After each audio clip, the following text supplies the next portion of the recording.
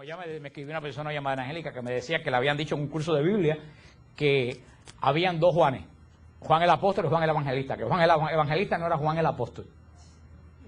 Yo le dije, mira, te recomiendo lo que dijo Padre Groeschel. Alguien aquí fue a la conferencia que dio el Padre Groeschel en la Asociación Universitaria Cubana, nadie fue. Él fue Marilú, fue Mitre. Padre Groeschel dijo, cuando en una iglesia te empiezan a decir herejía, coge el carro. Si no tienes el carro, coge la bicicleta. Si no tienes bicicleta, coge el ómnibus. Y si no tienes ómnibus, sale corriendo de esa iglesia y vete para una donde no se digan herejías. Pero antes de irte, dale un escándalo al párroco y déjeselo saber. No lo dijo yo, lo dijo Father Groeschel. Lo dijo. Lo que pasa es que como lo dijo en inglés sonaba mejor de lo que lo estoy. Pero resulta que ahora no solo no tenemos un lío fumado, ahora resulta que hay dos Juanes aparte de... Entonces yo le dije, mira hermano, mira, vete lo más rápido posible de ese curso y jamás regrese a ese curso, porque si el evangelio de Juan no lo escribió el apóstol, entonces el evangelio dice mentira, porque dice, quien lo vio, da testimonio de ello, hablando de la cruz, y dice bien claro todos los evangelios, que al pie de la cruz, el único hombre que había era Juan, el apóstol. Pero no sé que me digan ahora que el Juan que estaba ahí tampoco era Juan. Y como ustedes ven, estos liberales, porque empezaron como modernistas, pero ahora son liberales. Estos liberales lo único que hacen es cuestionar la fe de la iglesia. Cuestionar la fe de la iglesia, porque como yo le decía una vez a alguien que dijo en Radio Paz que los evangelios no los escribieron los evangelistas. Y por eso yo escribí el tema ese en Siloé que se llama ¿Quién escribió los evangelios? Yo le decía a esa persona que yo discutí con él en buen sentido de la palabra, discutí con él, le dije, pero ven acá, vamos a suponer en el último caso que sea cierto, que los eruditos han demostrado que los evangelios no los escribieron los evangelistas. No es mi opinión, pero vamos a aceptarlo. ¿Qué bien le hace eso a la gente que está viendo Radio Paz? ¿Eso aporta algo a la fe de esa persona? ¿O le quita? Es lo que dice San Pablo en la carta a los romanos. La sabiduría del mundo les ha corrompido la mente de tal forma que lo único que hacen esas cosas es para que la gente diga, ay, como sabe fulanito de tal. Pues resulta, contra eso luchó San Pío X y lo pudo retener por casi un siglo, pero ya a fin del siglo volvieron de nuevo a surgir y ahora con más fuerza todavía. Vamos a retornar lo que estábamos hablando, a ver si algún día puedo terminar yo el credo de Nicea, porque en cualquier momento voy a tener que pedir a ver cuándo me toca a mí dar la clase. Hablamos la última vez que hablamos de la obra de Cristo. Y ya se acuerdan, hablamos de la justificación, de la expiación, de la propiciación, de la redención. Cristo muere en la cruz y al morir Cristo en la cruz realiza toda la obra esa que explicamos ampliamente. Esto que vamos a hablar ahora en el comienzo de esta clase no está en el credo de Nicea, pero hay mucha duda y sigue la secuencia de la obra de Cristo. Esto que vamos a hablar está en el credo de los apóstoles, no está en el credo de Nicea, que es la parte en el credo de los apóstoles que dicen, descendió a los infiernos. Que ustedes lo vienen diciendo desde hace 500 años y nunca nadie en la vida se ha preguntado qué cosa es lo que quiere decir descendió a los infiernos. Eso no está en el credo de Nicea. Eso está en el credo de los apóstoles. No hay que hay dos credos. Yo le expliqué a ustedes al principio, cuando hablamos de la historia del credo, le dije a ustedes que el credo de los apóstoles es un credo muy antiguo, propio de la iglesia de Roma. Se cree que es un credo del siglo I, propio de la iglesia de Roma. Y si es propio de la iglesia de Roma, ¿quiénes ustedes creen que lo escribió? Pedro. Por eso que se llama el credo de los apóstoles. ¿Y por qué se cree que lo escribió Pedro? Porque menciona este hecho que Cristo descendió a los infiernos, que solamente lo menciona Pedro en su primera carta. Así que si nadie menciona eso, solamente lo menciona Pedro, y Pedro lo menciona en su primera carta, y es el único lugar aparte que se menciona en el credo de los apóstoles, no hay mucha duda para pensar que el credo de los apóstoles lo escribió Pedro. Después en el siglo IV es cuando se escribe el credo de Nicea, que es el que estamos estudiando, en Nicea Constantinopla, que es la base de la fe de la iglesia. Pero el credo de los apóstoles se ha mantenido siempre en la iglesia, por ser un credo de la piedra fundamental de nuestra iglesia, y se utiliza para rezarlo en el rosario, muchas veces antes de comenzar el rosario, la coronilla de la misericordia, o también se usa para que ustedes lo mezclen con el credo de Nicea y formen los enredos que forman en la misa, que empiezan con uno y terminan con otro. Pero por eso no está en el credo de Nicea, pero como estamos siguiendo la secuencia de la obra de Cristo, y vimos que nos quedamos la última vez en la muerte de Cristo y la obra que Jesús realiza con su muerte. Dice el Catecismo de la Iglesia en el punto 632, las frecuentes afirmaciones del Nuevo Testamento, según los cuales Jesús resucitó de entre los muertos, presuponen que antes de la resurrección permaneció en la morada de los muertos. Es el primer sentido que dio la predicación apostólica al descenso de Jesús a los infiernos. Jesús conoció la muerte como todos los hombres y se reunió con ellos en la morada de los muertos. Y ahora viene una parte muy importante que dice el catecismo. Pero ha descendido como Salvador, proclamando la buena nueva a los espíritus allí detenidos, no como alma cautiva. Jesús defiende a los infiernos no como alma cautiva. Jesús defiende a los infiernos como ¿qué? Como Salvador. Esa es una de las doctrinas antiquísimas de la iglesia, de la cual casi nadie habla, que ustedes lo pueden ver después con calma en la primera de Pedro, capítulo 3, versículos 18 y 19. Primera de Pedro, capítulo 3, versículos 18 y 19, cuando dice, descendió a los infiernos. Esta es la obra de Cristo. Cristo viene a la tierra y asume nuestra naturaleza en todo, menos en el pecado. Pero en todo lo demás se hace uno igualito que nosotros. Sin embargo, en la cruz carga todos nuestros pecados y muere con nuestros pecados. Jesús, al tener una muerte verdadera, ¿por qué Jesús tiene que morir? Porque ¿cuál es la paga del pecado? La muerte. Jesús asume nuestro pecado y con nuestro pecado asume nuestra muerte y pasa por el proceso de la muerte tal como nosotros pasamos por el proceso de la muerte. Al pasar por el proceso de la muerte Jesús sigue el mismo camino que seguían todos los hombres desde Adán hasta su muerte en la cruz. ¿A dónde iban los hombres que morían antes de la resurrección de Jesús? Al cielo no podían ir, porque el cielo estaba cerrado por el pecado de Adán y Eva. Había un gran abismo entre Dios y los hombres. Al infierno los justos no podían ir, porque Abraham no tenía absolutamente nada que hacer en el infierno, ni Moisés tenía que hacer nada en el infierno. No sabemos a qué lugar iban, y nadie puede ponerse a especular a qué lugar iban. Dice, pero sí, la Escritura habla que iban al lugar de los muertos. Nosotros calculamos, sabemos que sí había infierno. ¿Por qué sí sabemos que había infierno? Porque en la parábola del rico Pulón, que es antes de la resurrección, ¿dónde está Pulón? En el infierno. Pero sin embargo, el Pulón estaba en el infierno, Lázaro no estaba en el infierno porque Lázaro fue un hombre justo, pero sin embargo Lázaro no estaba en el cielo. ¿Cómo le llama la parábola del rico Pulón y de Lázaro? ¿Cómo le llama al lugar donde estaban los justos? Le llama el seno de Abraham. O sea, el seno donde Abraham recogía a todos los que habían guardado el pacto que Abraham estableció con Dios. Era un lugar donde no había sufrimiento, pero tampoco había el gozo de la visión de la gloria de Dios. Pero sin embargo podemos deducir por la parábola de Lázaro y el rico Pulón, podemos deducir que había cierta comunicación entre los dos mundos. Porque el Pulón que está en el infierno, ¿habla con quién? Con Abraham. Con Abraham. ¿Y qué le dice? Manda a Lázaro. O sea, ustedes ven que había cierta interacción entre ambos lugares. Y esa parábola es tremenda, y es lo que le decía usted el otro día, que una persona condenada no se condena porque ya se arrepintió en el momento del juicio. La persona condenada sigue siendo peor todavía después que se condenan. Y fíjate que el Pulón era malo en vida y siguió siendo malo después de muerto. Porque fíjate que es lo que, y eso no viene al caso, por eso es interesante.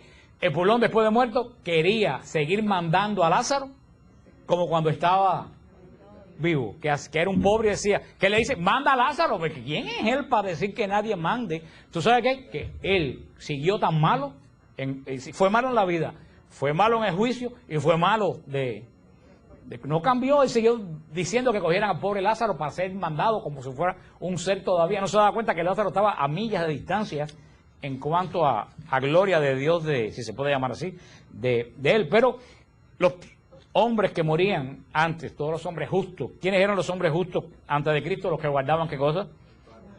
El pacto, los que guardaban la ley.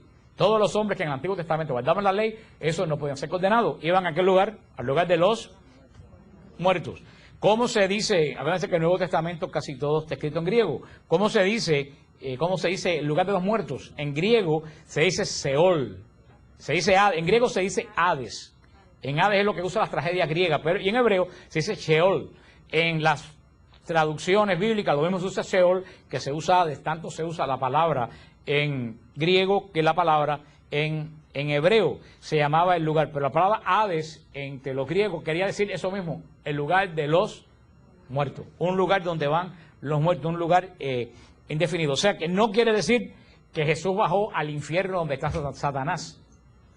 Cuando dice bajó a los infiernos, se traduce como infierno, pero la palabra que está traduciendo no es la palabra Gehenna, no dice que Jesús bajó a la Gehenna, dice que Jesús bajó al Seol o que Jesús bajó al Hades. O sea que más puntualmente hubiera sido decir Jesús descendió al lugar de los muertos, pero desde antiguo la tradición dice descendió al infierno, quiere decir a la morada de los muertos. ¿Por qué? ¿Qué es lo que baja a la morada de los muertos? El Espíritu de Cristo. No, que el Espíritu Santo, el Espíritu de Cristo. Eso es lo que Cristo dice en la cruz. En tus manos encomiendo mi espíritu. El Espíritu de Cristo. ¿El cuerpo de Cristo dónde quedó? En la tumba. Lo pusieron en la tumba. Como todos los hombres, Jesús, verdadero Dios, verdadero. El Espíritu de todos los hombres justos cuando morían, ¿a dónde iban? Al lugar de los muertos. Jesús, verdadero Dios, pero verdadero hombre, cuando muere y entrega su alma, ¿a dónde baja el Espíritu? Al lugar de los muertos. Ustedes ven, Jesús sigue el mismo camino que siguieron todos anteriormente a él, con la diferencia que todos iban allí a esperar el día que se iba a abrir el cielo. Sin embargo, Jesús no baja a esperar el día que se abría el cielo. Jesús baja con una misión propia. Jesús dice en el catecismo de la iglesia que baja como que como Salvador. Tal era, dice el catecismo, era en efecto la espera del Redentor, el estado de todos los muertos, malos o justos, lo que no quiere decir que su suerte sea idéntica, como le enseña Jesús en la parábola del pobre Lázaro, recibido en el seno de Abraham. Esto particularmente, yo siempre lo aclaro bien, que es una idea particular mía. Esto no está escrito en ningún lugar. Puede ser que yo esté equivocado porque yo no soy infalible. Es simplemente, ¿qué cosa? Una idea de quién? Mía. Estoy avisando que es una idea mía, y como idea mía puedo estar como equivocado. Estoy hablando para que después no digan que Fran... Digo, para mí, yo leyendo la Escritura, a mí me da la impresión de que como que todo el mundo estaba junto. Tanto los condenados como los salvos, estaban todo el mundo justo esperando ese momento que Jesús iba, te voy a decir después por qué. Y Jesús por eso baja al infierno, porque va a ese lugar donde estaban los salvos y estaban los condenados. Les puedo decir por qué. Me parece que todo el mundo, aunque marcados ya con un destino, estaban todos en el mismo lugar. Y fíjate, dice el Catecismo de la Iglesia, en el punto 633, Jesús no bajó a los infiernos para liberar a los allí condenados, ni para destruir el infierno de la condenación. Jesús bajó al infierno para liberar a los justos que le habían precedido. Eso lo dijo el Concilio de Toledo en el año 625. Cristo desciende a los infiernos, Cristo baja al lugar de los muertos, al lugar de los muertos. Sigue diciendo el Catecismo de la Iglesia, son precisamente estas almas santas que esperaban a su libertador en el seno de Abraham, a las que Jesús liberó cuando descendió a los infiernos, el Catecismo. Jesús no bajó a los infiernos, bueno, ya lo dijimos, para ser condenado. Eso también lo dice el concilio, para liberar a los condenados. Eso también lo dice el Concilio de Roma en el año 745, junto con el Concilio de Toledo. ¿Para qué desciende Jesús al infierno? Esto nos los va, o al lugar de los muertos, como le quieran llamar, eso nos lo va a decir la ¿Qué? 7. Eso lo vamos a ver, ya dije a ustedes que lo dice bien claro, San Pedro en su primera carta. Si ustedes buscan la carta de Pedro, vamos a buscar la primera carta de San Pedro, está entre las epístolas apostólicas, las epístolas católicas, que son las últimas, está después de la carta a los hebreos, inmediatamente viene la carta de epístola de Santiago, después viene la carta de Pedro. Dice, como les dije, primera de Pedro, capítulo 1,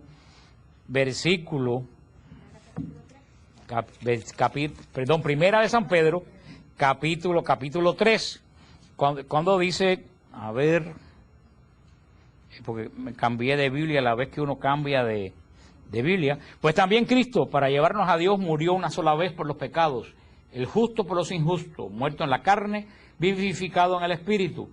En el Espíritu también fue a predicar a los espíritus encarcelados. Todo que lo dice la Biblia de Jerusalén, lo dice más claro, no dice a los infiernos, dice fue a predicar a los espíritus encarcelados. Fíjate lo que dice en el versículo 20. En otro tiempo incrédulos, cuando les esperaba la paciencia de Dios, en los días en que Noé construía el arca, en los que unos pocos, es decir, 8 personas, fueron salvados a través del agua. A esta corresponde ahora el bautismo por los que se salvan. O sea, dice, ¿qué es lo que dice? También aquí, acá, el primera de San Pedro, capítulo 3, versículo 19, que Jesús fue a predicar a los espíritus encarcelados. ¿A quiénes? A los que en otro tiempo se negaron a creer. Es lo que dice aquí también. Dice en capítulo 4, después nos dice, ¿a qué fue Cristo al infierno? Se lo voy a buscar aquí porque, como le dije, cambié mi Biblia. Y al cambiar la Biblia no tengo las marcas. Traje la otra Biblia. Déjame si me dan un minutito nada más, pues se lo iba a leer del papel, pero preferí buscárselo aquí.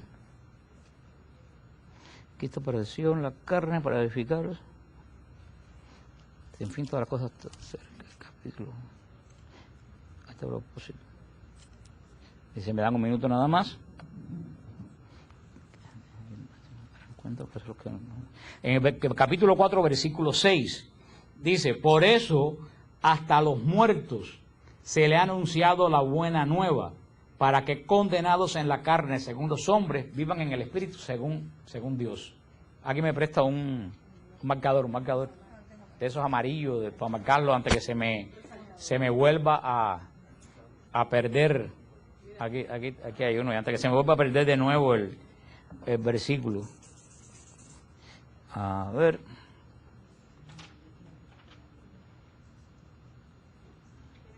No, que aquí lo tengo. Pues aquí lo dice, Jesús bajó ¿a qué? A predicar la buena noticia. Lo dice primera de San Pedro, capítulo 4, versículo 6. Pero hasta los muertos se les ha anunciado la buena nueva. ¿Cuántos días predicó Jesús a los muertos? 3 días. ¿Y cuánto predicó a los vivos? 3 años. Ustedes ven que es la misma cantidad, 3 años a los vivos, 3 días a los muertos. ¿Por qué menos tiempo a los muertos? Porque en el espíritu es diferente que en la carne. En el espíritu se entienden las cosas de diferentes formas. ¿Por qué? Porque sería totalmente absurdo que los hombres vivos recibieran la buena noticia y que los que ya habían muerto, tanto los condenados como los salvos, sobre todo los salvos, cuando iban a resucitar al cielo, iban a llegar al cielo sin saber qué cosa. La buena noticia. Dime tú, Abraham nunca había oído la buena noticia, Moisés no había oído la buena noticia, Joaquín y Ana no habían oído la buena noticia. O sea que hubiera habido una resurrección de gente que no sabían absolutamente nada de lo que estaba sucediendo. Por eso Jesús predica el Evangelio a los israelitas que estaban vivos en 3 años. Predica la buena noticia a todos aquellos miembros del pacto que habían muerto durante 3 días. ¿Ustedes entienden qué fue hacer Jesús al lugar de los muertos? O sea, no es que los 3 días que Jesús estuvo en la tumba estuvo como que dormido, como los protestantes. Yo eso lo uso mucho para los adventistas y los testigos de Jehová y algunos protestantones que ahora dicen que las personas se duermen. ¿No le han dicho eso? Que cuando uno se muere se duerme. Digo, ven acá, entonces, ¿a quién le predicó Jesús? A una pila de gente que estaban dormidos. Vaya forma de perder el tiempo, bajar de los muertos a hablarle a gente que están roncando. O sea que, es que eso no es ni que... ¿Tú sabes lo que es eso? Eso es el modernismo que se ha colado en la iglesia, y no solo la católica, en la protestante se ha colado 4 veces más en los protestantes, porque ahora están volviendo a las herejías del siglo I. Ya se acabaron de quitar sacramentos, de quitar versículos bíblicos, de revisar la Biblia, y ahora están regresando a las herejías, porque si hay una cosa clara en el Evangelio, dice que Cristo vino a traer vida y vida en abundancia. Digo, vaya vida, 60 años pasando trabajo y después te duermes 4.000 años, eso es vida en abundancia. Si la buena noticia es eso, ¿cuál es la buena noticia? Que Jesús venció a la muerte. Entonces, ¿cómo si Jesús venció a la muerte viene y te lleva y te vas a dormir? Pues dice, no, porque dice el Antiguo Testamento que los que duermen. Digo, espérate, primeramente acuérdate, tú no puedes buscar doctrina en el Antiguo Testamento. ¿Se acuerdan por qué hemos dicho que no se puede buscar doctrina en el Antiguo Testamento? Porque es una revelación parcial. Dios fue revelando ¿cómo? Gradualmente hasta que llega la plenitud de la revelación, que es el Espíritu Santo y Cristo. Por eso, si tú vas a buscar la Biblia, ¿qué es lo que dice la Biblia del perdón del Antiguo Testamento? Ojo por ojo y diente por diente. Vaya, si tú vas a buscar doctrina, tú no puedes decir, no, esta sí, pero aquella no, porque ¿dónde tienes el parámetro para decir que esta sí y aquella no? Al Antiguo Testamento solamente vamos a conocer la base del Nuevo Testamento, pero tú no puedes ir a buscar doctrina al Antiguo Testamento, porque es doctrina que Cristo la superó. Y Cristo, ¿cuál es la gran noticia que trajo Cristo? La muerte no tiene poder contra ustedes. Yo he vencido a la muerte. Pero todos estos gente de todas estas sectas ahora han vuelto, muchísimos protestantes, con la teoría que fue Ellen White, la primera que lo sacó, de que la gente cuando se muere, se duerme. Algo que es totalmente antievangélico y anticristo. Y ahí, ¿qué versículo yo uso? Esto, lo dice bien claro, Primera de Pedro, capítulo 3 y capítulo 4. Cristo descendió a predicar a los muertos. ¿Y cómo estaban? Despiertos. Estaban despiertos. Lázaro y Epulón, en el Evangelio de Lázaro y Epulón. ¿Cómo estaban Lázaro y Epulón? Muertos. ¿Pero cómo estaban? Despiertos. Como dijo el hermano, vivos, porque la muerte no tiene poder contra nosotros. Los que para nosotros están muertos, están más vivos que nosotros. Y todos ustedes que están aquí, y yo incluido, que estamos vivos, lo más probable es que estemos muertos. ¿Estamos muertos en qué? En el pecado, en la rabia, en el odio, en los rencores. Estamos muertos. Sin embargo, uno que ya murió está perfectamente vivo. Lo dice San Lucas 16:32, porque para Dios no hay muertos, todos viven. Entonces eso es bien claro. Por eso que ellos dicen que la Virgen y los santos no pueden interceder porque dicen que están dormidos. Si ustedes van al Apocalipsis, cuando vimos el Apocalipsis, las almas de los mártires estaban clamando debajo del altar, no estaban dormidos, o sea que es totalmente absurdo.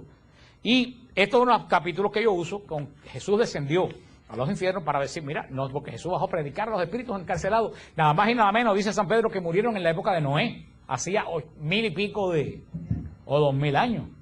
Todo lo que quiere decir los que de la época de Noé, todos aquellos que habían desobedecido la palabra o las profecías de Dios. Entonces, todo ese tiempo que media entre Viernes Santo y el Domingo de Resurrección, lo pasó Jesús entre el lugar de los muertos, predicándole a esa gente la buena nueva. A los que van a ir al cielo, para que sepan en qué se basó la redención. A los que no van a ir al cielo, para que supieran qué es lo que los llevó a la condenación. A la condenación. Eso es lo que dice que descendió a los infiernos. También hay teólogos y místicos, sobre todo místicos, que han dicho, cuando dije místico, ya a Marta María se le pararon las orejas. A ella le encantan los místicos. Hay místicos que han dicho que Jesús también, cuando desciende aquí a este lugar, derrota al diablo. Porque dice que el diablo, como señor de la muerte que es, se paseaba por todos esos lugares como Pedro por su casa, como decimos. Dice que Cristo llegó, predicó, se llevó a los salvos y el diablo tuvo que meterse el rabo entre las patas. O sea que bajó al infierno, se rescató a las almas al lugar de los muertos y venció al demonio en su propio territorio. Entonces podemos ver que Jesús venció al pecado. ¿Dónde lo venció? En la cruz, en la muerte. En la cruz venció al pecado. ¿Venció al demonio dónde? Cuando desciende a los infiernos. Y ahora va a vencer, dice San Pablo, al último enemigo que le quedaba al hombre. ¿Cuál era? La muerte. ¿Cuándo va a vencer la muerte? Con su resurrección. Los tres enemigos que tenía el hombre: el diablo, el pecado, el diablo y la muerte. Eran los tres grandes enemigos de Dios. Por eso no hay duda en ningún evangelio, lo dice bien claro, que Jesús resucitó al tercer día. Fíjense bien que aquí viene otra discusión también que tienen los protestantes. Por eso tienen el nombre de protestantes, porque todos lo protestan. Pues por eso. Ahora resulta que dicen que Cristo no puede haberse muerto el miércoles. Tiene que haberse muerto el jueves. Fíjate, ya hay dos apóstoles, Juan. Ahora resulta que no se murió. Fíjate, tú no estás dando cuenta cómo están poniendo tanto cristianos como liberales ateos. Están tratando de poner duda en todo lo que la iglesia ha predicado por 2000 años. Es duda tras duda, tras duda, tras duda, tras duda. ¿Por qué dice? Porque dice que no puede, porque dice que Cristo resucitó a los 3 días y que del viernes al domingo no hay... Yo digo, no, pero espérate, frena. La palabra no dice que Cristo resucitó a las 72 horas. No dice. Dice que Cristo resucitó al 3er día. ¿Cuál es el primer día de la muerte? ¿El segundo día de la muerte? ¿Y el tercer día de la muerte? Entonces, ¿cuál es el problema? Ah, no, ahora quieren cambiar la muerte de Cristo para el jueves, para contar por el reloj, como si Dios necesitara. Dios no tiene tiempo. ¿Tú sabes quién es el tiempo? De nosotros. Dios no vive en el tiempo. Pues también algunos por ahí andan diciendo que recuérdense lo que les digo, Cristo no resucitó a las 72 horas, resucitó al 3er día. Al 3er día. Cuando dice la boda de Caná, o al sexto día de la boda, o al 7º mes que María, al 6º mes el ángel Gabriel, tú dices, tal mes, primero, tal mes, segundo. Tú no dices a los 400 y pico de días, tú cuentas por unidad, ¿no? Pero vuelvo a repetir para que no les quede duda. Primer día de la muerte, viernes. Segundo día, tercer día, domingo. Eso es lo que dice el Evangelio. Resucitó al 3er día. Y esto es importante que ustedes lo apunten los puntos del catecismo del 648 al 650. Los puntos del catecismo del 648 al 650. ¿Por qué? Porque desafortunadamente, hay un grupo de personas en la Iglesia Católica que dicen que Jesús no resucitó físicamente. Sacerdotes, monjas y laicos. Y aquí en Miami hay un bando de ellos que dicen que Jesús resucitó espiritualmente. Eso no es idea original de ellos porque su cabecita no le da para eso. Eso viene de una cosa que hay en California que se llama el Seminario de Jesús. Que no sé, ese es Jesús uno que vende frita en la sabuesera porque de Jesucristo no es. Que es un seminario de protestantes, ahí no hay ningún católico, que ellos se reúnen una vez al año, entonces leen un pedazo del Evangelio y dicen, bueno, Cristo entró a Jerusalén. Bueno, ¿ustedes creen que Cristo entró en Jerusalén? No, yo no creo que entró en Jerusalén. Eso es porque lo dice el profeta Zacarías. Vamos a votar. ¿Quién está de acuerdo que entró en Jerusalén? 1. ¿Quiénes están de acuerdo que no entró? 7. Ah, bueno, Cristo no entró en Jerusalén. Eso se llama el Seminario de Jesús. De ahí sale toda esa porquería. Ves que la mayoría son presbiterianos, metodistas y episcopales. Son la mayoría de ese Seminario de Jesús. Y esos son los que han corrompido y hay gente tan anormal en la iglesia, o anormal, o también, no vamos a decir anormal, porque yo no creo que en alguna gente que lo que dicen haya anormalidad, yo diría que hay maldad. Yo diría que hay maldad porque son gente muy brillantes intelectualmente.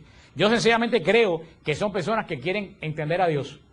Y para poder entender a Dios, ¿qué es lo que hacen? Lo que no entienden, lo cambian.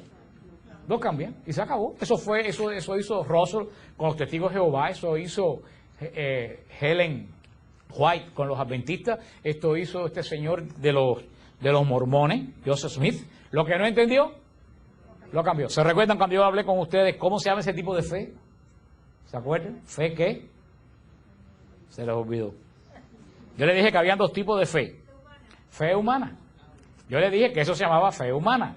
Que la fe humana nos salva. ¿Qué cosa es la fe humana? Yo no entiendo eso, entonces lo cambio. Porque yo para creer algo tengo que entenderlo. Eso es fe humana. Esa fe nos salva. La fe que salva es la fe divina. No entiendo nada, pero si Dios, además, vuelvo a decir, San Agustín se aburrió de decirlo. A Dios jamás lo podremos entender. San Agustín decía, si tú entiendes a Dios, ese no es Dios. Punto.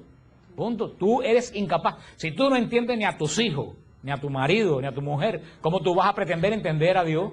A ver, explícame. Pero ahora todo el mundo quiere entender a Dios y cuando no lo entiendo, ¿tú sabes cómo se llama eso? Esa es la esencia de la idolatría. No, idolatría. Es herejía, pero es la esencia de la idolatría. Es hacer a un Dios a mi manera. Entonces adoro no al Dios que es, sino al Dios que yo creo que es. Entonces, como esta gente no pueden entender la resurrección, pues lo resolvieron. Cristo no resucitó físicamente, Cristo resucitó espiritualmente. Punto. Pero ahí viene vuelvo a decir, para refutar esto no hace falta ni siquiera textos teológicos. Para refutar esto solamente hace falta sentido común. Y yo le pregunto a esa gente, y le pregunto a ustedes, ¿cuál es la primera condición para resucitar? Morirse. Si tú no te mueres, ¿estamos claros en eso? ¿Alguien puede resucitar sin morirse? No. Pues, segunda pregunta, ¿el espíritu muere? Entonces, ¿cómo el espíritu va a resucitar si el espíritu no muere? Ustedes no se dan cuenta de la estupidez de ese planteamiento. ¿Qué es lo único que muere? El cuerpo. Entonces, si algo resucitó, ¿qué resucitó? El cuerpo que se murió. El espíritu no resucita. ¿Por qué el espíritu no resucita?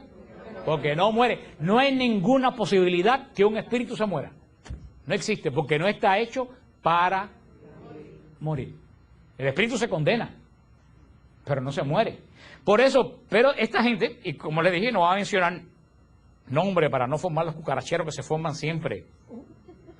La gente se insulta y se bate chillando goma. Por eso también muchos de nosotros hacemos ídolos de la gente. Ay, si lo dijo fulanito de tal. Eso no se puede. No, si fulano es buena gente. Y yo no estoy diciendo que sea mala gente. Yo estoy diciendo que en teología está perdido como un burro.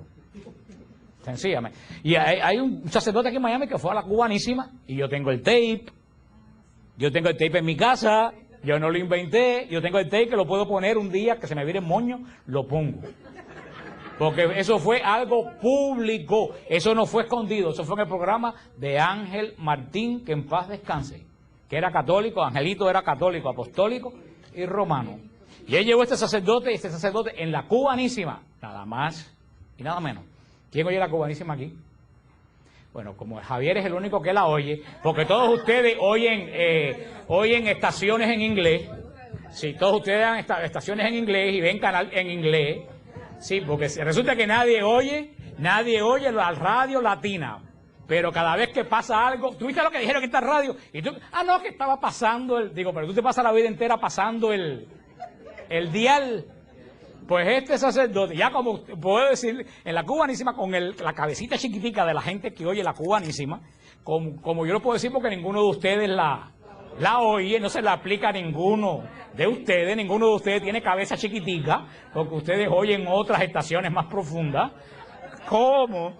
¿Tú te imaginas que cuando eso no existía Radio Paz, eso fue en el 90 y pico, este sacerdote ha dicho en ese programa de Ángel Martín, y Negaglioni es testigo, porque Negaglioni, el pelo que le falta aquí a Negaglioni se le cayó aquel día, que es el cuñado de... Y tú lo tienes grabado también. Ese sacerdote le dijo, Cristo resucitó espiritualmente. Entonces Angelito Martín le dijo, padre, ¿pero qué pasó con el cuerpo de Cristo? Y él dijo, se pudrió como todos los cuerpos. Como ustedes lo oyen. Y esa persona sigue predicando en la arquidiócesis de Miami, y hace poco lo volvió a decir más tapado porque sabe el escándalo que se formó, y mucha gente, inclusive este ministerio, llamaron a Radio Paz y la respuesta fue, no, pero es que es una gran persona. A mí no me importa, a mí me cae muy bien como ser humano, pero no me importa que sea una gran persona, pero lo que está diciendo atenta contra el corazón. Y no solo es él es uno aquí en Miami, él tiene una escuela formada alrededor de eso, pero Latinoamérica está lleno de ese tipo de teólogos. El Papa acaba de mandar a callar al padre Sobrino, un sacerdote jesuita del Salvador, porque lo que decía ese señor era que Cristo no sabía que era Dios, que Cristo no sabía que iba a morir en la cruz, que Cristo... Nada. Esas son contra lo cual luchó Pío X, y que se desataron después del concilio, que se acabó el orden en la iglesia. Pues eso es lo que esta gente... Lo triste del caso que digo, yo no puedo creer que yo tenga que defender la resurrección de Cristo dentro de la iglesia. Y para que nadie se sorprenda, porque cosas peores vamos a ver. San Pablo dice en Tesalonicenses, y todos los místicos dicen en sus revelaciones, pero en Tesalonicenses, San Pablo dice bien claro, que es donde yo me baso, en los Tesalonicenses, que antes de el final de los tiempos va a ocurrir primero la gran apostasía, después la aparición del hombre de pecado y el anticristo. Pero dice San Pablo que todo va a comenzar con la gran apostasía. ¿Qué cosa es la gran apostasía? Apostasía es el abandono de la verdadera fe. Ahora yo le pregunto a ustedes, ¿cuál es la verdadera fe? ¿Quién custodia la verdadera fe? La Iglesia Católica. Luego entonces se va a ver una gran apostasía. ¿Dónde va a surgir? Aquí. ¿Tú crees que va a surgir los mormones? No, esos son apóstatas ya hace rato. Por eso no se asombren. Lo que estamos viendo está escrito. Y vamos a ver cosas peores. Que esos signos pasen en esta iglesia me da más ánimo, más a mí para saber que esta es la iglesia de Cristo. Contrariamente, acuérdense que yo le dije que nuestra mentalidad es una mentalidad totalmente diferente a la mentalidad del mundo. Tú no puedes pensar en Dios como piensas en el mundo. Tú no puedes pensar las cosas de Dios como tú piensas los problemas de tu trabajo, que es lo que a mucha gente les pasa. Por eso, en la iglesia, cuando las cosas se están poniendo malas, es cuando la cosa está buena.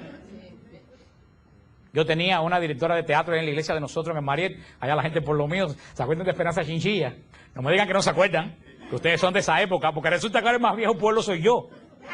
Esperanza Chinchilla, que era una mujer ilustre, una gran mujer, y yo quiero decirle, la primera persona carismática que yo conocí, 20 años antes de la renovación carismática, cuando yo era niño. Todo el mundo pensaba que Esperanza estaba loca, y yo me di cuenta después del tiempo que Esperanza no estaba loca, que Esperanza tenía los dones del Espíritu Santo. Imponía mano, tenía don de profecía, tenía don de oración, pero claro, en los años 60, 59, 60, todo el mundo pensaba que o era espiritista o que estaba loca, pero una gran mujer de Dios, ella y su esposo, una de las pocas grandes personas, mujeres de Dios que yo he conocido. Cuando ella dirigía el grupo de teatro, y cuando todos los ensayos iban saliendo bien, ella decía, a mí no me gusta esto. ¿Qué va? Esto no está bueno. Yo decía, pero que si todo está saliendo bien, decía, ahí está. Si esto va a dar algún fruto, esto tiene que salir mal. Entonces cuando se fajaban la gente, que el primer actor se iba, que los escenarios cogían candela, que los equipos no funcionaban, yo decía, esto está bueno, porque cuando el otro se mete, quiere decir que esto va a dar fruto. Y así tenemos que mirar las cosas de Dios al revés, como las ve la gente del mundo. Fíjate que yo siempre se lo digo a ustedes con las bienaventuranzas. Las bienaventuranzas es cosa de loco. Porque cuando alguien llora, ¿qué es lo que dice todo el mundo? Ay, pobrecito. ¿Qué dice la bienaventuranza? Bienaventurados los que lloran. Y ahora cuando tú ves que llega, dice, ay, pobrecito. Eso no es pobrecito, ese es bienaventurado. Fulano se está comiendo un cocodrilo por la cola. Ay, pobrecito, qué hambre está pasando. ¿Qué es lo que dice la bienaventuranza? Bienaventurados los pobres. ¿Tú no ves que la felicidad de Cristo es totalmente opuesta a la felicidad del mundo? Ahora, la de Cristo dura más. Eso es lo bueno que tiene el caso. La del mundo dura poco. Porque ¿cuánto dura una risa allá afuera? Ni 24 horas dura una risa allá afuera. Antes que venga el llanto atrás. Pero yo les decía esto porque si ustedes ven que las cosas se ponen malas en la iglesia, no es por malo, es que sí, bendito sea Dios, esta es la iglesia. Yo sé que muchos de ustedes han oído este cuento porque yo lo he hecho 1.000.000 de veces, tanto que no me vayan a hacer ahora el muñeco para que oiga el cuento. Pero lo hago porque hay gente que no lo ha oído, la gente que están viendo la grabación, que créanlo o no, la gente ve créanlo o no, la gente ve estos programas de España, de una pila de lugares me han dicho que ven. Una vez me escribe un señor de España y me dice, chicos, no trates tan mal a la pobre Marilú.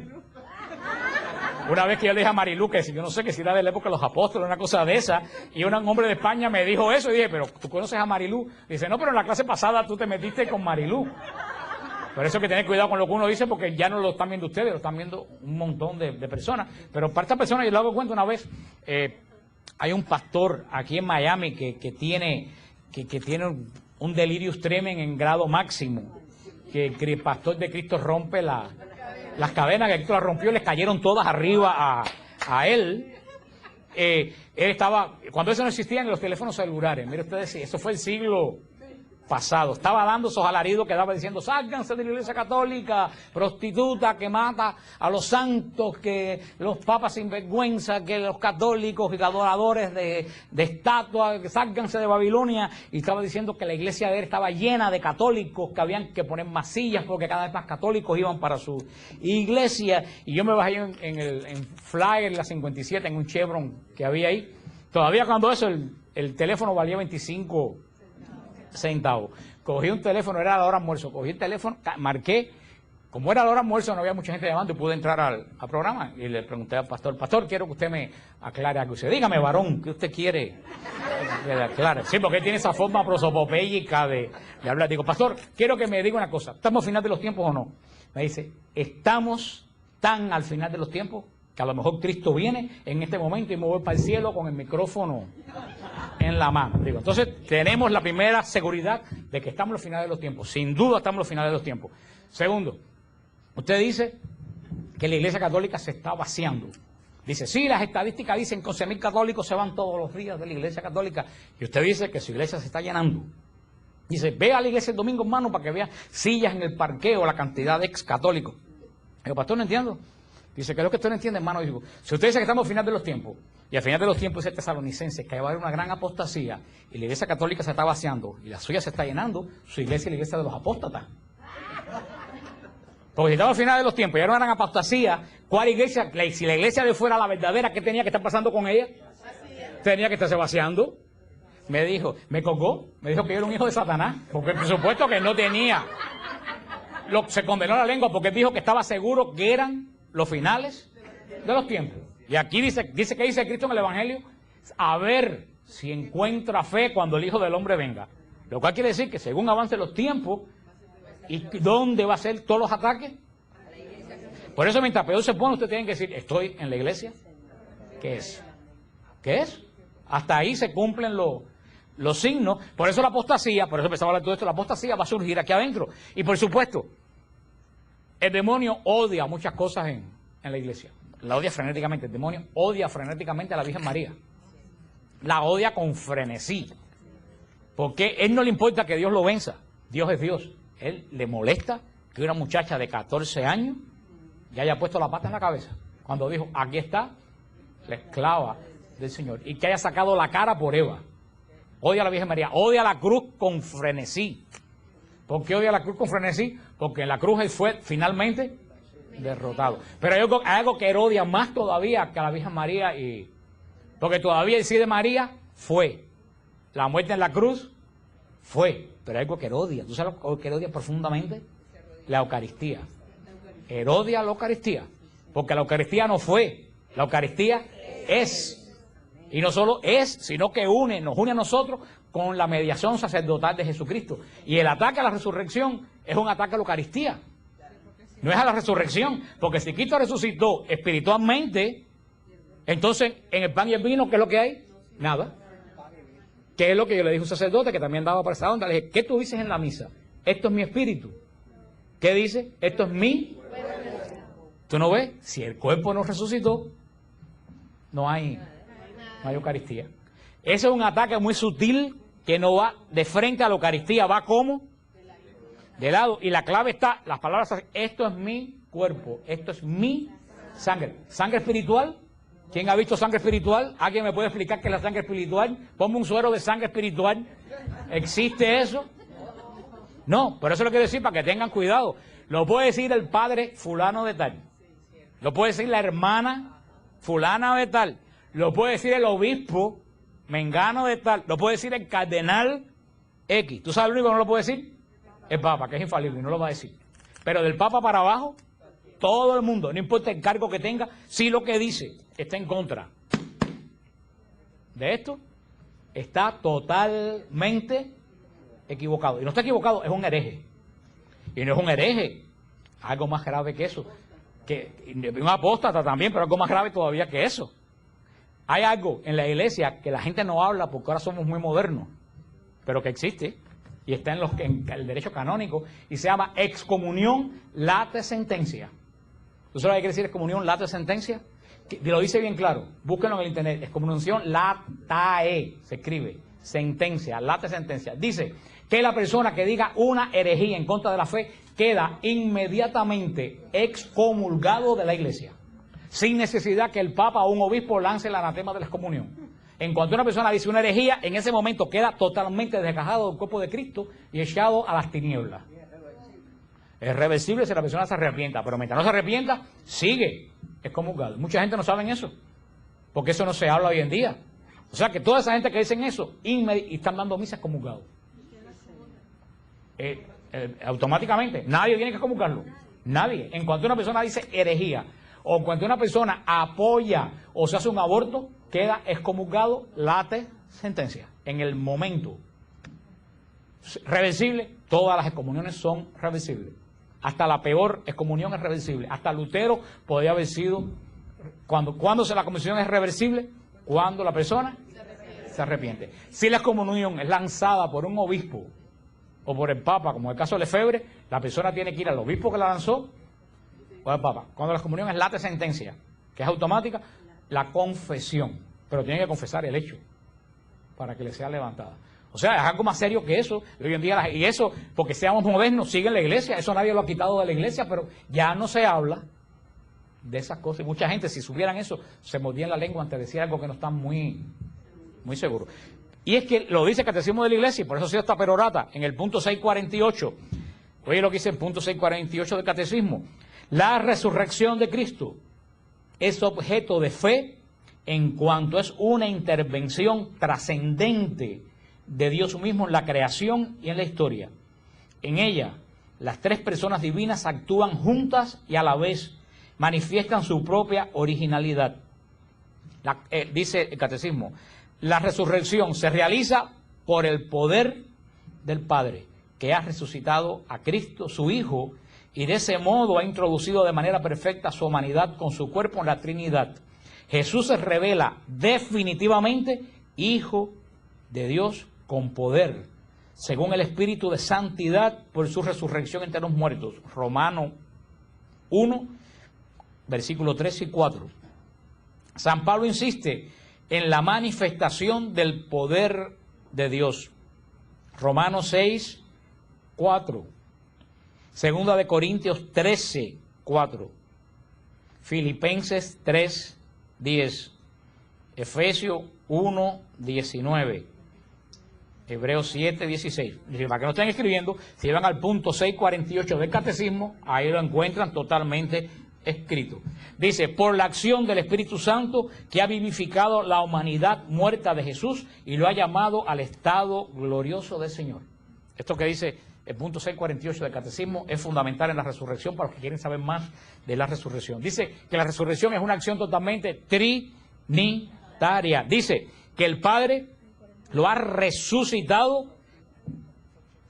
Dice que el Padre lo ha resucitado por su poder. Y por la acción del Espíritu Santo lo ha vivificado de nuevo. O sea que es una acción donde el Padre lo levanta por su poder, el Espíritu Santo lo vivifica y es la acción de Cristo de resucitar. Y dice el Catecismo algo aquí muy interesante. Dice, de este modo ha introducido de manera perfecta su humanidad en la Trinidad. Oye, esto qué interesante. Dice que si Cristo resucita espiritualmente, Cristo vuelve a como estaba antes de la encarnación. ¿Qué es lo que hubiera entrado a la Trinidad? Un espíritu. Dice que el gran hecho de la resurrección no es solo la resurrección, sino que por la resurrección Cristo entraba a la Trinidad no como espíritu, sino como ¿qué? Como humano, como tú y como yo. Ese es el gran misterio de la resurrección. Que por primera vez un hombre entra ¿a dónde? A las entrañas de Dios, a donde nunca un hombre había entrado. Por eso dice San Agustín, que Dios hace hombre para elevar al hombre a Dios. Uno igual que nosotros, ¿dónde entró? A la Trinidad. Eso es la mediación, eso es el puente entre Dios y los hombres. Ninguno de nosotros podemos ir a la Trinidad. Ahora, uno de nosotros, uno de la familia de nosotros, está allá ¿dónde? En el mismísimo corazón de Dios. Y al ser el Dios, pero ser igualito que ¿qué? Que nosotros, y entender todas nuestras miserias, bien que nos puede representar delante del Padre. Ese es el misterio de la resurrección, más allá que el hecho de que salió de la tumba. Sí salió de la tumba, pero si no empieza a hacer las cosas que estamos viendo ahora, ¿de qué nos vale a nosotros? De nada. Lo grande de la resurrección es que ha introducido nuestra defensa, ¿dónde? En las mismísimas entrañas de Dios, donde nadie, ni el hombre jamás en la vida pensó. Ahí no hubiera podido entrar ni Abraham, ni Moisés, ni Juan, el discípulo amado. Nadie ha podido nunca entrar ahí, solamente Cristo Jesús. Por eso es que resucita, no solo espiritualmente, resucita con su... Dice también, por la acción del Espíritu que ha vivificado la humanidad muerta de Jesús y lo ha llamado al estado glorioso de Señor. Jesucristo asume su capacidad total de Señor. Acuérdense lo que dice San Pablo. San Pablo dice que Cristo cuando se encarnó, ¿qué hizo? Se abajó. Dice la palabra que usa San Pablo. Cristo se abajó. ¿Se abajó a qué? ¿Hacerse uno como? nosotros. ¿Qué es lo que quiere decir? Lo explicamos cuando hablamos de la encarnación. No que dejó de ser Dios. ¿Se acuerdan que le expliqué cuando empecé a trabajar de portero? Y todo ese lío. No es que dejó de ser Dios, es que Él se despojó de su investidura, de sus derechos de Dios. Las dejó a un lado. Ahora, cuando Él resucita, todo eso volvió sobre Él con gloria.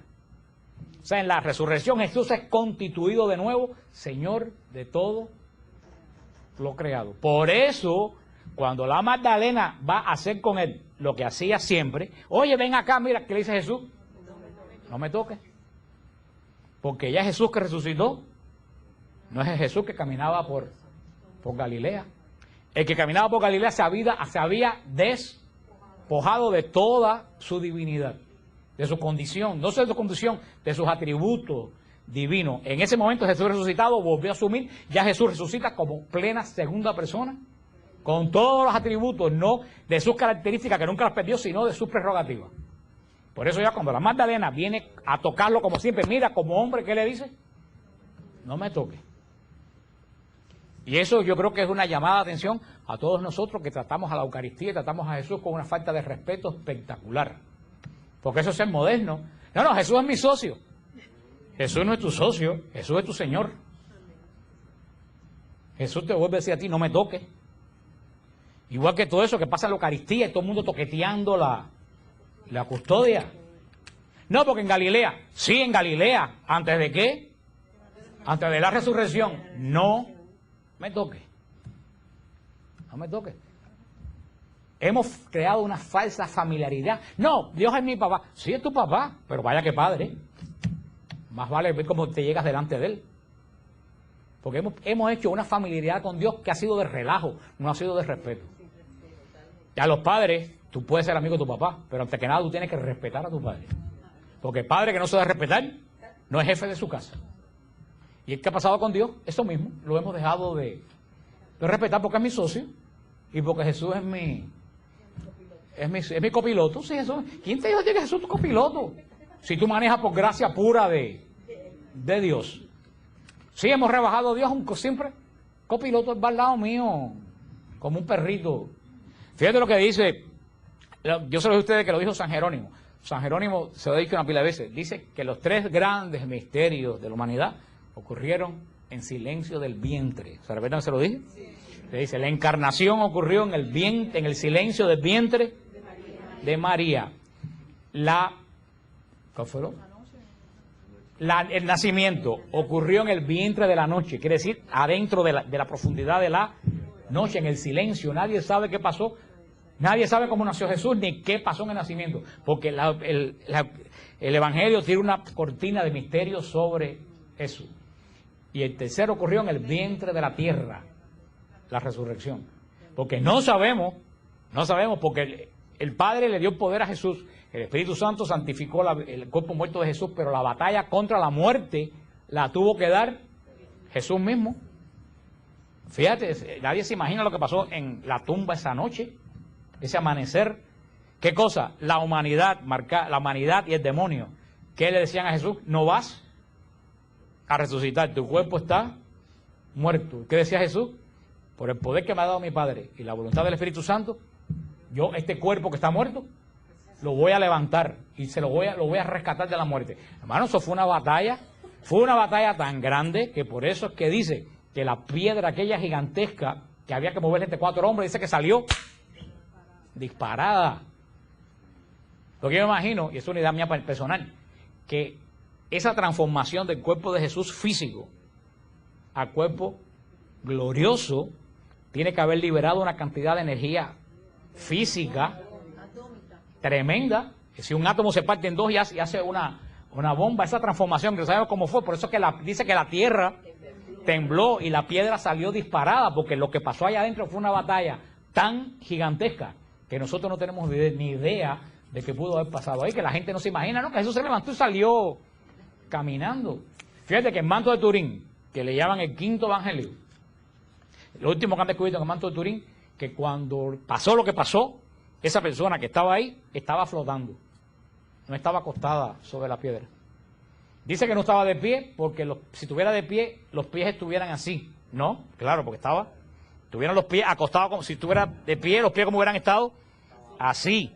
Sin embargo, los pies no están así, los pies están así, están como ahí, están puestos así para abajo. Y no estaba acostado porque dice que si llega a estar acostado, lo han hecho prueba con personas.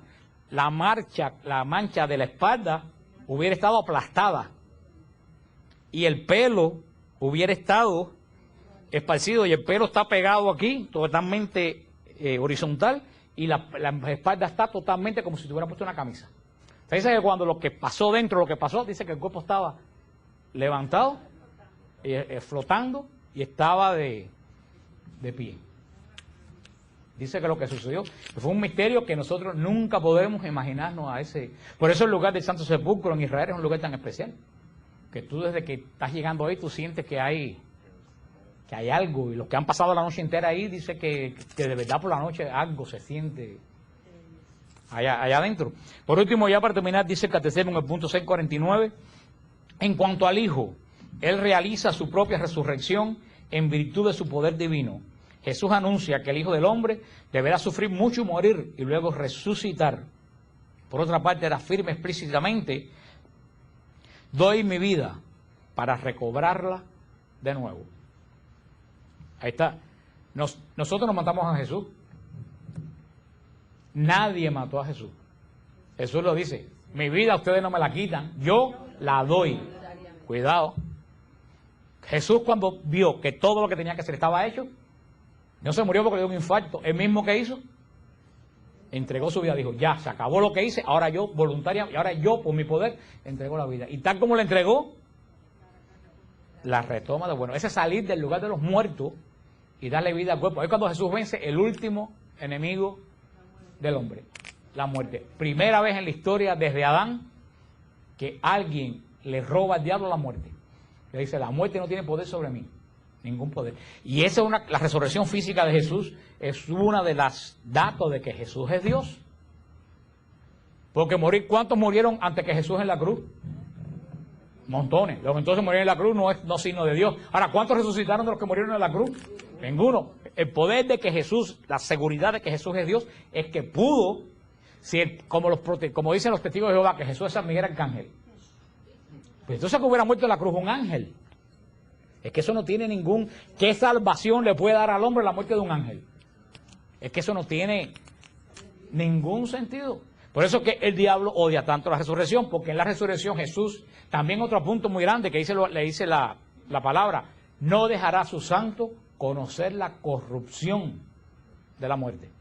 Dice un salmo: no dejará a su santo conocer la corrupción de la muerte. O sea que en Jesús jamás comenzó el proceso de corrupción, porque Dios no se puede corromper. Por eso que en Israel todo lo que se corrompe era signo de pecado. ¿Qué tenían que hacer antes de la Pascua? Y lo hacen todavía: buscar la levadura. Lo siguen haciendo de las casas y botarlo. ¿Por qué? Porque la levadura se corrompe, se fermenta. ¿Por qué no podían tocar un muerto? Y hay que enterrar el muerto. Hasta el día de hoy en Israel, el muerto se entierra inmediatamente que muere. No hay velorio hasta el día de hoy. No hay velorio ni nada. Yo he visto velorio, entierros en Israel a las 11 de la noche, con linternas y eso en el cementerio. Porque en cuanto la persona muere, que lo declaran muerto, hay que enterrarlo, porque ellos no pueden acercarse a la corrupción. Porque ellos dicen: la corrupción es todo aquello que es lo opuesto a Dios, que es incorruptible. Por eso que Cristo no pudo haber jamás conocido, tuvo que haber resucitado antes de conocer la corrupción, porque entonces no hubiera sido Dios si Cristo se hubiera corrompido.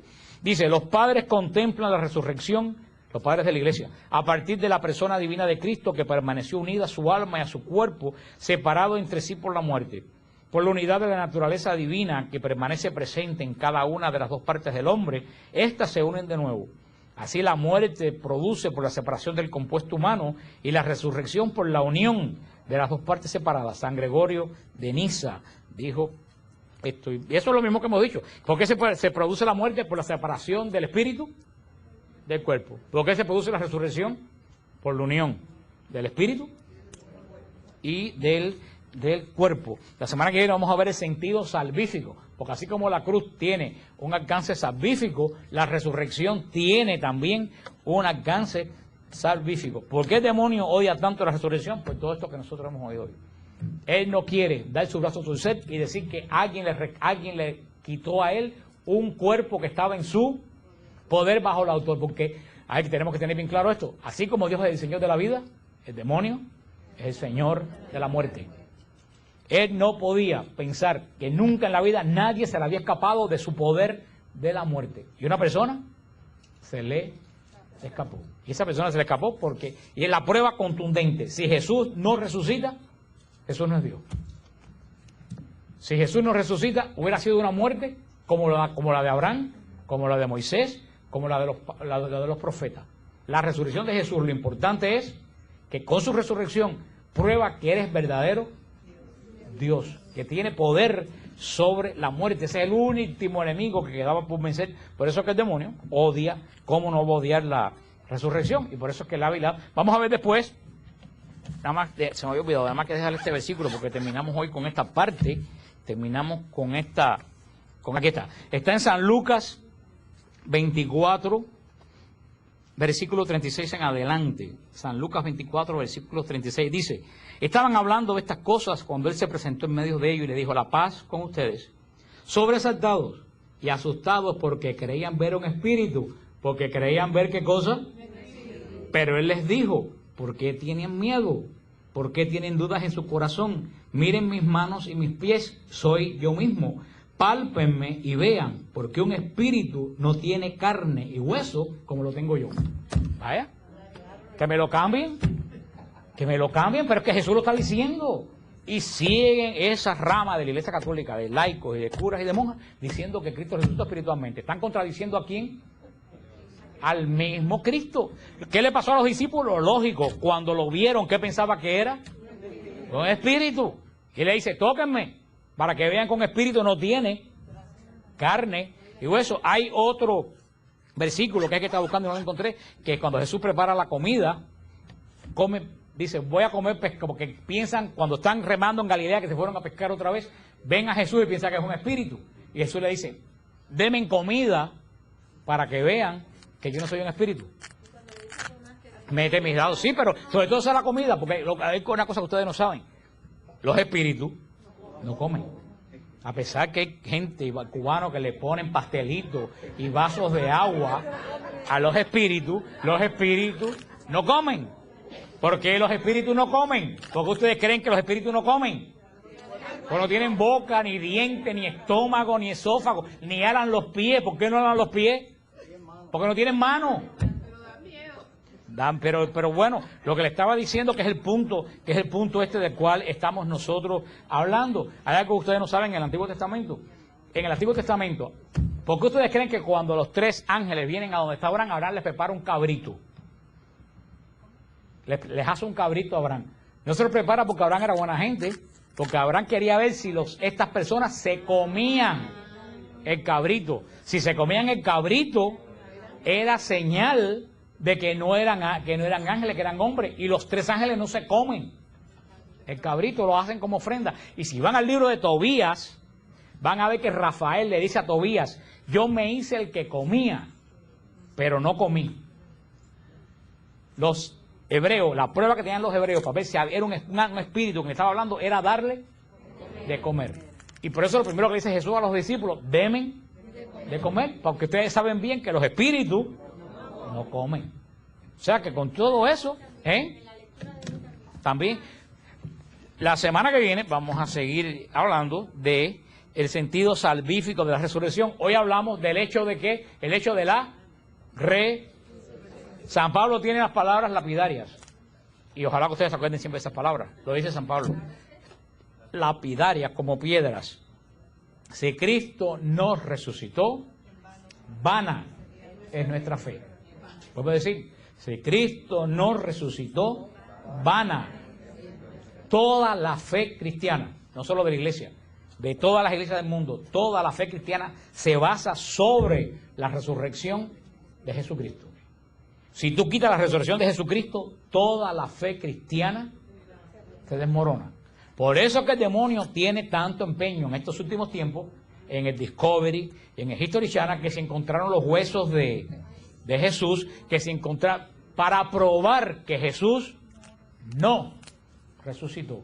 Porque si Jesús no resucitó, y le digo una cosa, cuando el demonio está tan interesado en demostrar en todos los medios de comunicación y en la iglesia de que Cristo no resucitó, quiere decir que la cosa anda bien avanzada. La cosa anda más avanzada de lo que nosotros nos imaginamos, porque hasta ahora él nunca había lanzado esa batería contra la resurrección.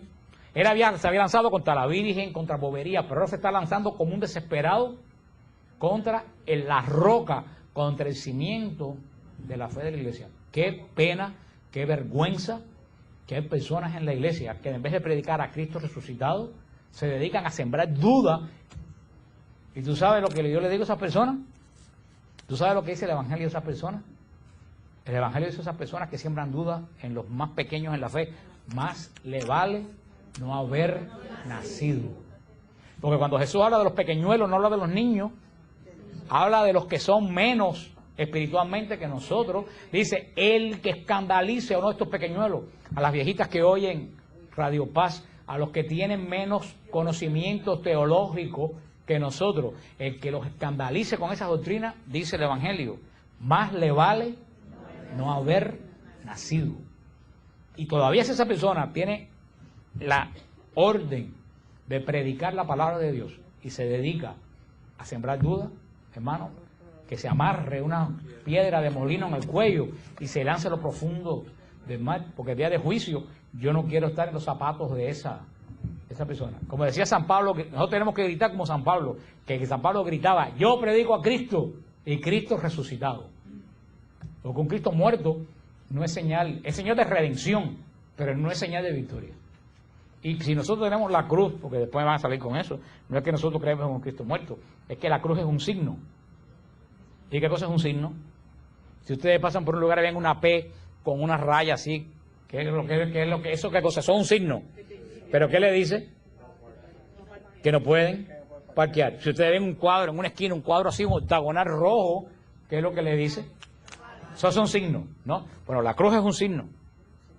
¿De qué es la cruz un signo? De que yo estoy redimido por la muerte de Jesucristo. Porque son dos cosas diferentes. Somos redimidos en la muerte. ¿La redención para quién es? Para nosotros. La resurrección para la gloria de Cristo. Predicamos a Cristo vivo, pero la cruz no es un signo de que Cristo está muerto. La cruz no dice que Cristo está muerto, Cristo está vivo. La cruz con Cristo que yo me pongo dice que yo estoy redimido en la muerte de Jesús que cargó mis pecados. Eso es lo que es la cruz. Para los que andan con la guanajería, no, un Cristo muerto los católicos. Nuestro Cristo está más vivo que de cualquiera porque lo tenemos vivo en el sagrario. Vamos a orar. Yo creo que hay algún anuncio. Yo creo que no hay. ¿Viste? ¿Hay algún anuncio?